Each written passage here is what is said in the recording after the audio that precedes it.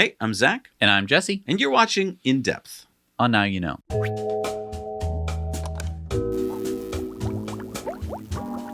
You can help support our channel by going to ecoware.us, where we carbon offset the production, the shipping, and life cycle of every product, and we plant a tree for every order.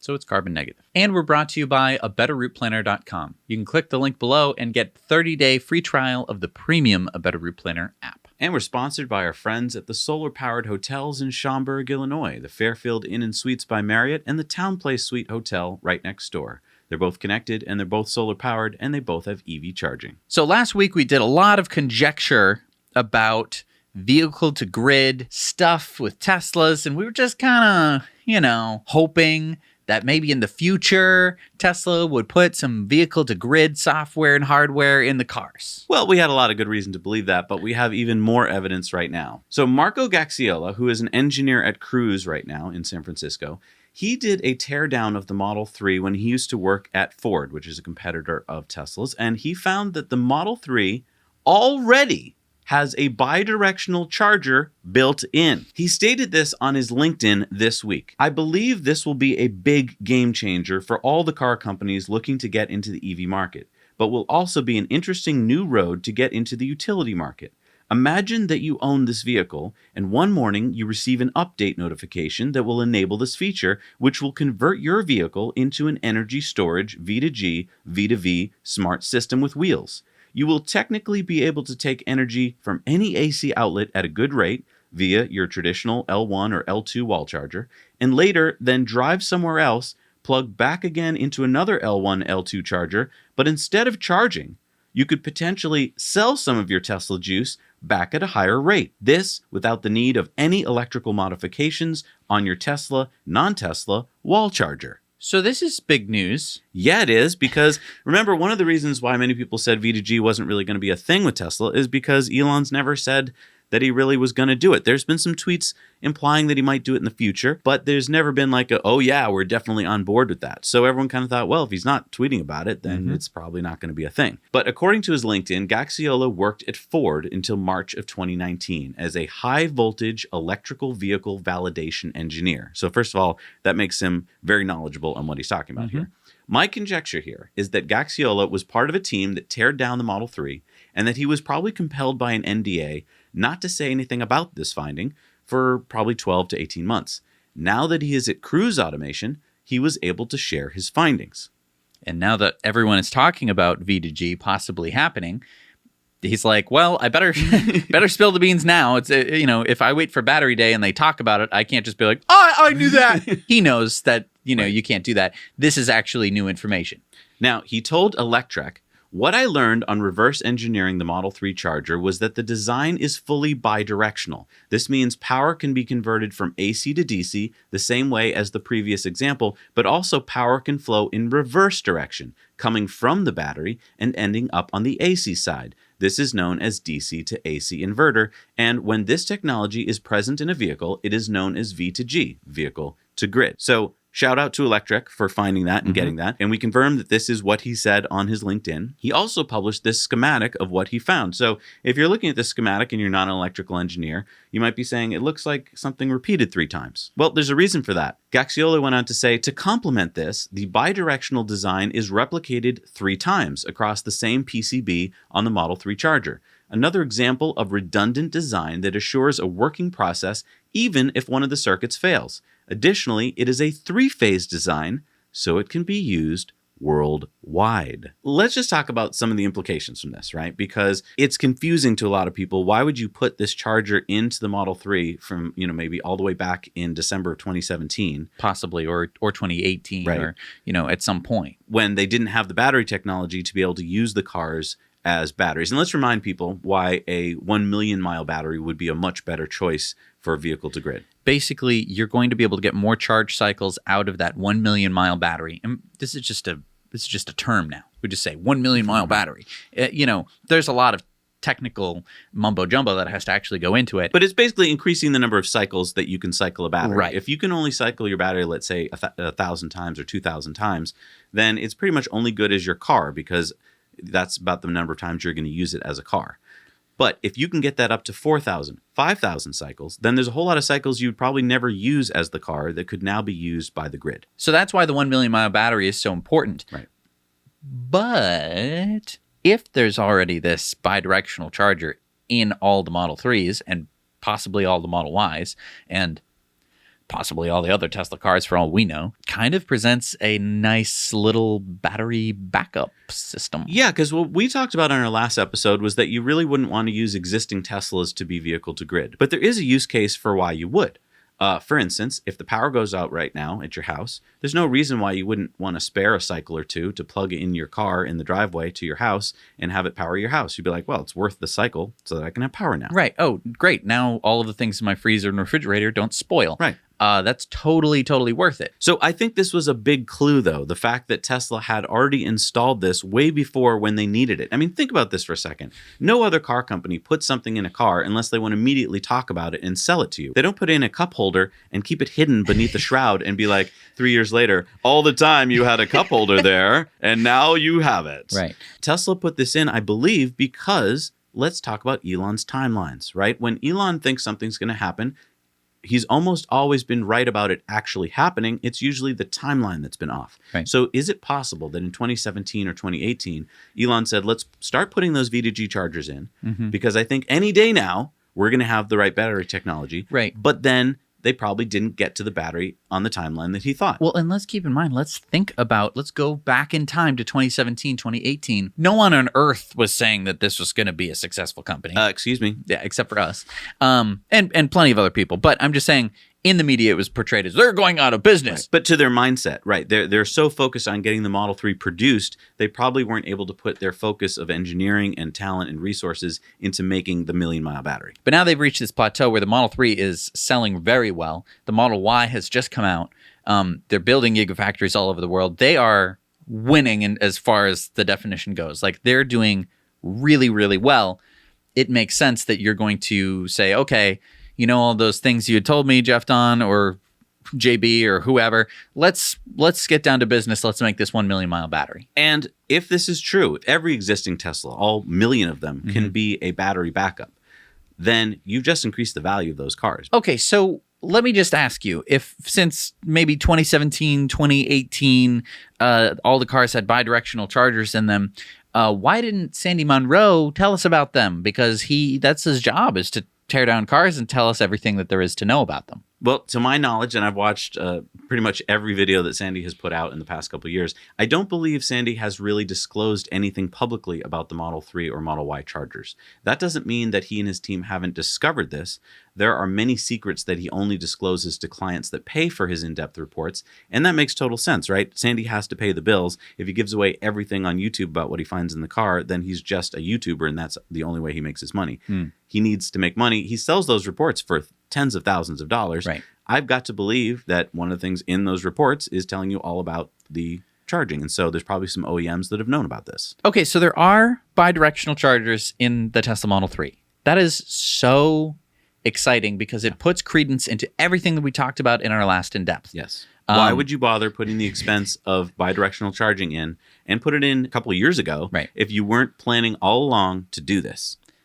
So how does this relate with the new high-power wall charger that Tesla came out with? This is the one with the glass in the front, and it has Wi-Fi connectivity. Now, one of the things that the Wi-Fi was supposed to do was to help your power walls in the case of a power outage to basically stop charging your cars so that way you don't run down your power walls. But maybe there's some more stuff. Could the new hardware in those chargers give you the ability to allow your Tesla system to understand what's going on? Yeah. I mean, so let's just talk about this for a second.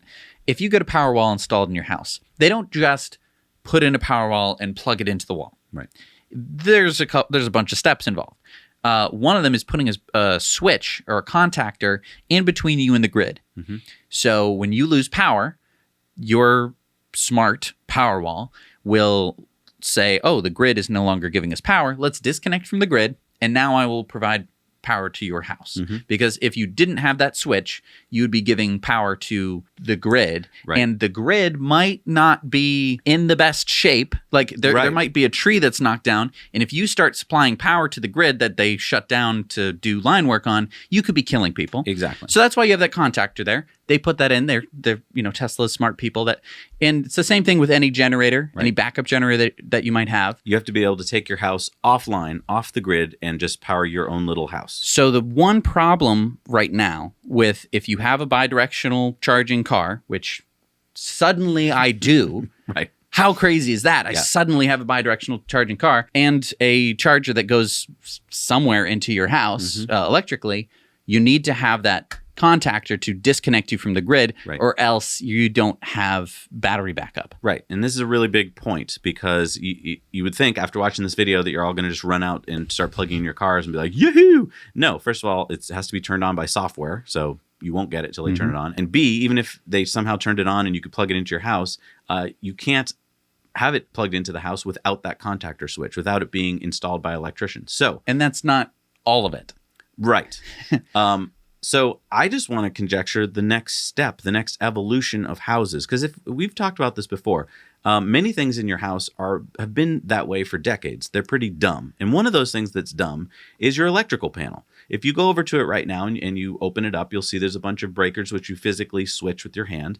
And there's just basically a magnet and a spring in there. So, through some electrical magic, the breaker clicks, shuts off the circuit so that nothing gets harmed. But that's been that way since, I don't know, the 30s and 40s when you used to have little actual screw-in fuses. Right. And so this was a big achievement, right, to have these things that you click. Now you don't have to buy a new fuse. Right. You just click it. Oh, wow. I saved myself 30 cents. Or put a penny behind it like my grandfather used to do. Defeating the point of the fuse. Yes. But anyway, so what I'm conjecturing here is that we need to enter the next phase of technology here and have a smart circuit box, a smart electrical panel. And there's a former employee that left Tesla and started a smart circuit box company called Span. And obviously, to me, this is because people in the know knew that this was needed and it was a coming technology. So this isn't something I've invented. This is something that's actually coming. Smart electrical boxes. But So I want to talk about... Finally, because whenever there's some electrical problem and you have to go switch the breaker, you have to go down, usually in the basement, you have to move all the crap out of the way of the box, then you open it up and you're like, oh, I should really label this at some point. Right. And then you're like flicking breakers to find out which one it is. And so meanwhile, I'm upstairs and you're yelling like, is it that one? And I'm like, what? Is it this one? And I'm like, no. How about now? Okay, that's it. Yeah. We're still doing that now. It's 2020. Well, sometimes we get on our cell phones. And that was, when we figured that out, that was huge. Right. But now with a smart circuit breaker, you could just pull out your phone and go click. But that's the basic. That is the most rudimentary use of this, because if you have a truly smart and connected circuit breaker, there's a lot of stuff you can do. You can buy physical smart plugs, right, that you plug into your dumb outlet and make it a smart outlet, because now it's a Wi-Fi connected outlet. And that's great, and they're not that expensive. So a lot of people do it. We do it right here in the studio. We can tell the studio to turn on magically. But what if you had a smart circuit breaker talking to smart outlets? Then you can start to do a lot of things that you may not have even thought about doing. Because right now when you have a smart outlet, you can say, Schmulflexa, why don't you turn on the living room lights? And it'll go, okay, or I didn't understand you. That is the extent at which it can do stuff. It's just whatever you tell it to do, turn on or off. I'd like to talk about safety for a second. So, for instance, if you had a smart panel plugged into a smart outlet, that outlet could be dead to you until it livened itself up. And so we would have a contactor on the back, just like kind of like a little electrical switch that is controlled by your circuit breaker. Right. And then when you plug something into it, say a toaster or a fork, it could do a quick check of like, this is a short circuit. I'm not going to provide any power to this at the outlet level. Right. Instead of blowing the breaker, turning off everything, in that's connected to that circuit, it could just say, this outlet isn't going to turn on because you've stuck a fork in it. Now, you might be saying, wait, Zac and Jesse, they already have this. They have GFCIs. They have ground fault interrupt outlets, and those are dumb. Those are basically using, they're sensing for a ground fault and quickly shutting off the power before you get hurt. And so those are great. That was a great invention. It saved a lot of people's lives. But what I'm talking about is going even further than that. They could sense all sorts of things about the thing you're plugging in. For instance, let's say you walked into the kitchen and you were about to plug in, let's say, your blender and turn it on. The circuit could say, wait a minute, you've already got the toaster running. So if you start the blender, we're going to have too much power on that circuit. So I just won't start that. And I'll give you a notification on your phone, say, maybe wait 5 minutes to run your blender or plug it into a different circuit. Right. There's too much load on your circuit. Go find another one. Or a kid wants to stick something, into the outlet. It won't be alive. It won't hurt that person. And in the United States, we have, 110 or 120 volts in our outlets, which can kill you. But in many other parts of the country, there's 220 volts in their outlets. Which can really kill you. Yeah. You'll be really dead. Right. Absolutely. Each of these outlets could also be measuring how much power was going through them. Yeah, that's a really important point. So, I mean, not just in the case of like, oh, my toaster and my hairdryer are running on the same circuit and it's not going to allow me to blow the breaker, thus ruining my toast. It's also going to be able to say, hey, this outlet seems to be drawing a lot of power. You haven't told me that it is a heater or a hairdryer or a refrigerator. Yeah, let's talk about the refrigerator for a second. A lot of us have refrigerators that sit there for years, and they're slowly getting less and less efficient as maybe the compressor is leaking or the compressor coils are getting covered with lint. This could start to tell you, hey, you know what? That device has been using more and more power. Maybe it's time to either have it serviced or replaced. Right. And that's just one little tiny thing, because now what you could do would be to have a graph of every single outlet in your house. And you can set certain outlets up for things that are plugged in all the time, like, refrigerators and toasters and maybe even, washing machines. But you could also have it for every other outlet in your house and then be able to just look at a graph at any point in time or a graph over time to see what is drawing the most power. How about we go one step further? What if we give control of that smart panel to AutoBidder? Now, this is where it gets interesting. Yeah, so we've talked about on our last in-depth about AutoBidder. That's Tesla's software for controlling small grids, big grids, allowing them to bid on contracts for power. Right. So this is usually used for solar and Powerwall's power packs, right? Where you're essentially becoming a virtual power plant. You're saying like, I'm going to give you power. I'm going to buy power now and it's cheap. It's essentially a broker for energy that is AI. But check this out. What if we added my house with a smart panel to AutoBidder so that now AutoBidder could now start to arbitrage my house on the grid? And so what do we mean by that? So for instance, here's an example that Jesse had, which was if the price of energy is going to be very low during the day, and I've got, say, solar on the roof, and let's say I don't have any power walls or my power walls are full, I could start to turn on the air conditioning in my house and chill my house down really, really cool in the summer, cooler than I even want it to be, almost like acting like a battery of coolness, so that when I get home, I won't have to run my air conditioner at all for the rest of the day. Because essentially, if the price of electricity is low and you're making free power from the solar panels and your batteries are full, then it kind of makes sense to invest some energy to either cooling your house, cooling your freezer, doing other things that are kind of storing that energy in different ways. Or you could be selling it to the grid, or you could be charging your car, or you could be doing a multitude of other things. But to have an AI that's constantly thinking about that and also connected to the larger AutoBidder above it, saying like, what is the grid going to be doing in a couple hours? Like, should I be saving energy now, or should I be spending energy now, or should I be saving energy now? All of that combined together is going to make for a very, very strong and interesting AutoBidder experience. So a week ago, there was trees downed everywhere in our neighborhood, and the power went out throughout the neighborhood for 3 days, and our power walls took over, and so we never lost power at all. Through our solar system during the day, powering up the batteries, we were able to run the house for 3 days straight without losing power until the grid came back on. Right. And this was great because if you watch Tesla Time News, that was completely solar and battery powered. But that was all with a dumb panel. If we had had a smart panel, instead of Jesse and I having to run around the house and, say like, maybe we shouldn't have this refrigerator running right now, or maybe we should shut off those extra computers, the smart panel could have said, geesh, It doesn't look like power is going to be restored for a couple of days. Do you want me to take some drastic measures and shut some certain circuits down? Right, because what we were experiencing during that time was that the house was pulling consistently about 1.5 kilowatts. And we weren't sure what was pulling it. We knew the refrigerator was going to pull some. Right. We have a mini fridge somewhere else. And then it's like, is it the TV? Did someone leave a fan on somewhere? Right. Did we leave a room full of 100-watt light bulbs on? Right. We have no idea. Right. So we don't know where the power is being used.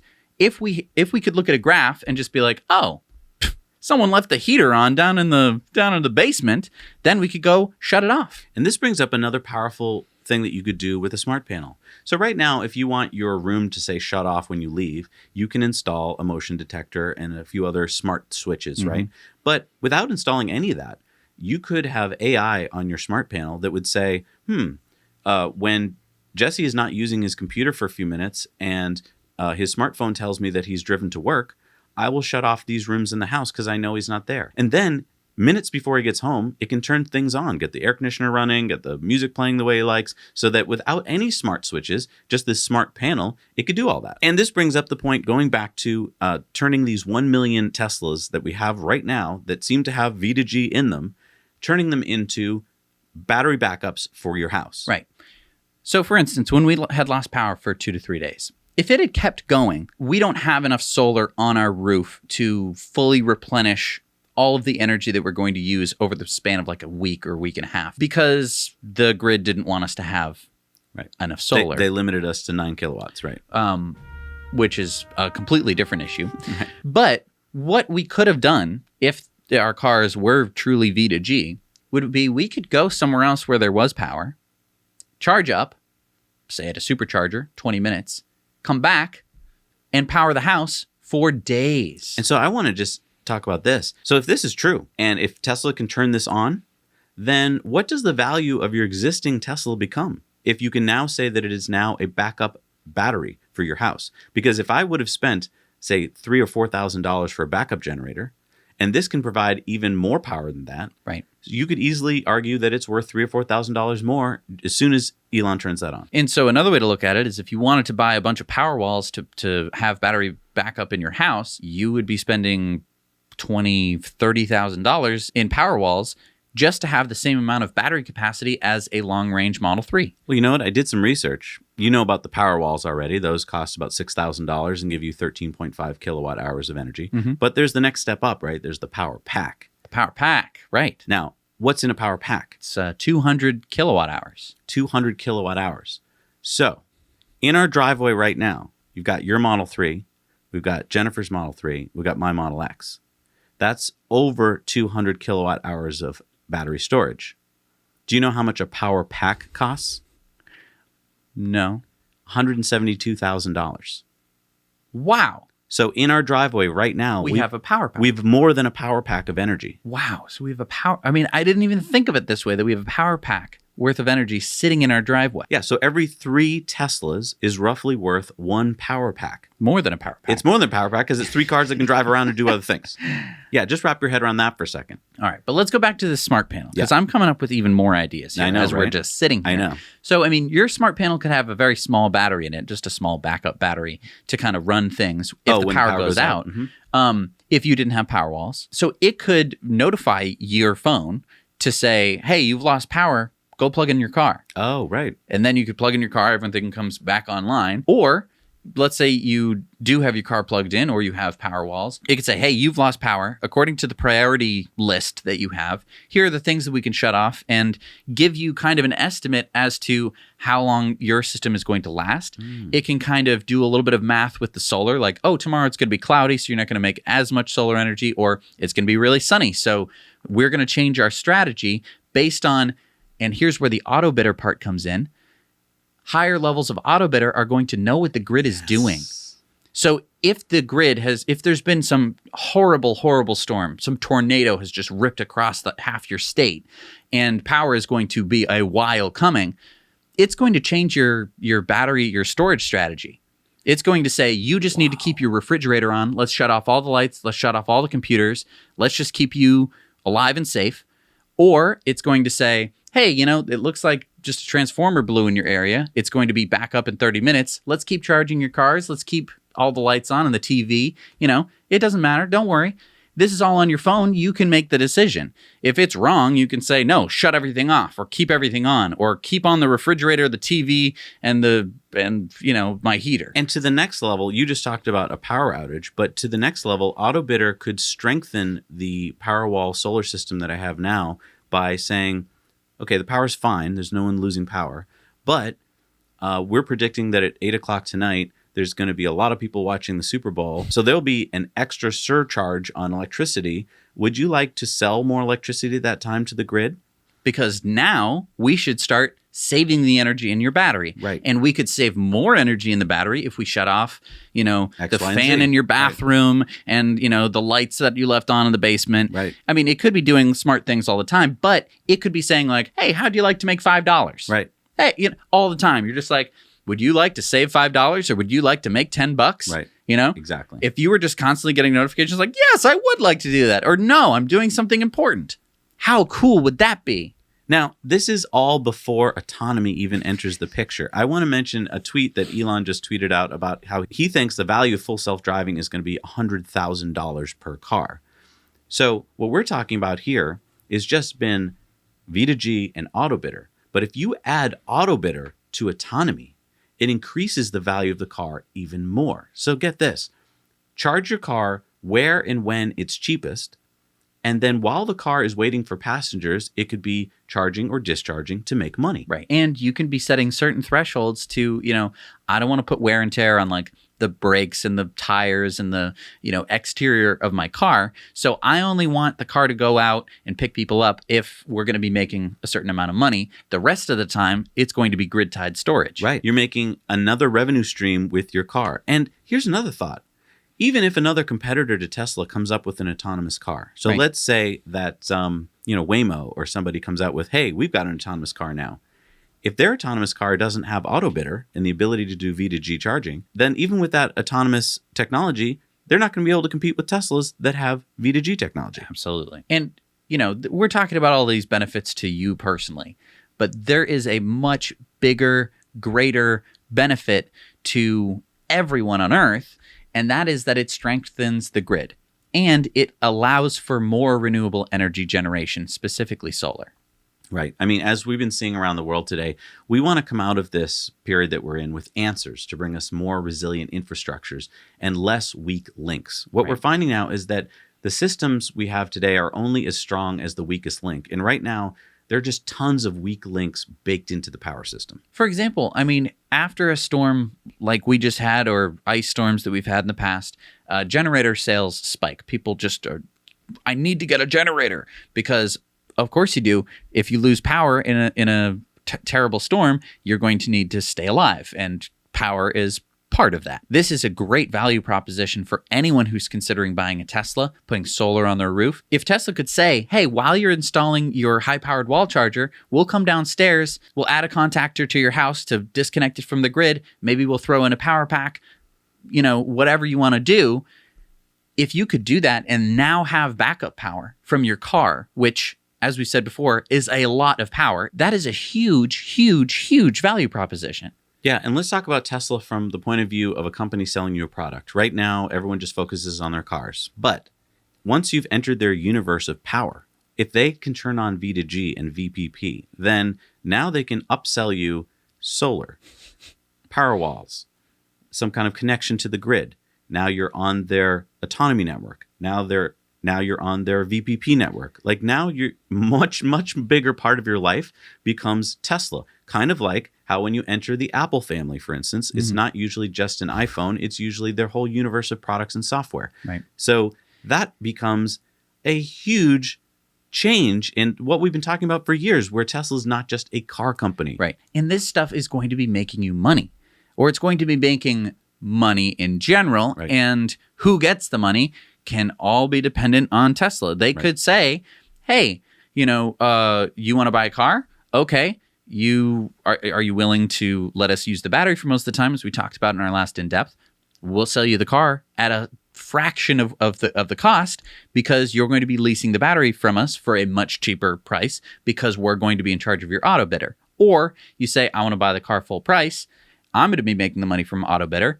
Depends on if Tesla lets you do that. But there's lots of different options where you're still going to get battery backup in your house. If you're hearing these ideas and you're thinking, well, this sounds just, wow, I can't even absorb this. And then you start reading the comments below. I'm sure you're going to read in the comments plenty of people who think that this is impossible, and they're going to give you reasons why it's impossible.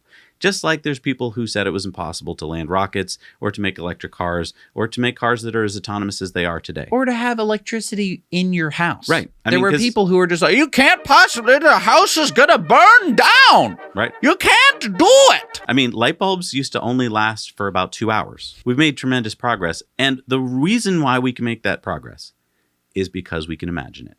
As soon as we stop being able to imagine things because we think it sounds too hard or it doesn't sound feasible, or it sounds too expensive, that's when we don't have these things. It's the dreamers out there who can actually dream this up that make it a reality. So are we sure that this is what's going to be announced on Battery Day? No. But Elon did say this is going to come in 2 parts now. A lot of what we talked about took 2 videos of time just to get out. It could be feasible that Elon's got a bunch of different things coming out that's going to take a while to discuss. Right, because I mean, we barely talked about the 1 million mile battery. Right.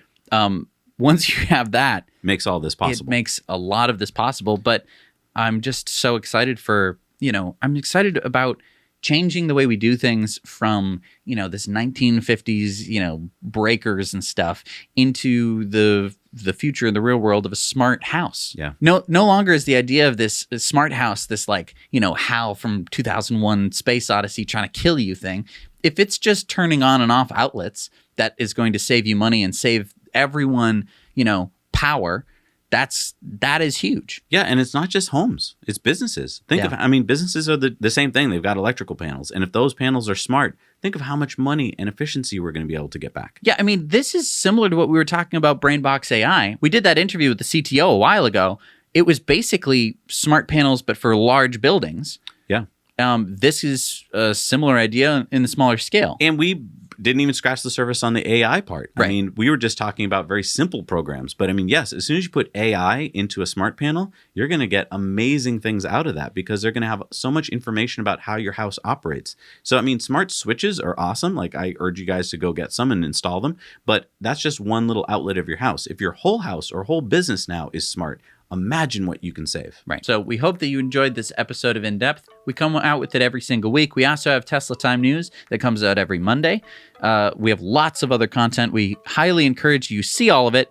The best way to do that is to hit the subscribe button and also the bell icon, which gives you notifications for when we come up with new videos. And if this is too long form for you, but you want to share some ideas, we've got a clips channel where you can head on over there and share very small bite-sized clips with other people so that the information can flow. I don't know about you, Jesse, but my mind was blown. So yeah. This has been 2 episodes where my mind is blown. I'm going to need a break. I'm going to need a smart panel. Thank you so much for watching. Now you know.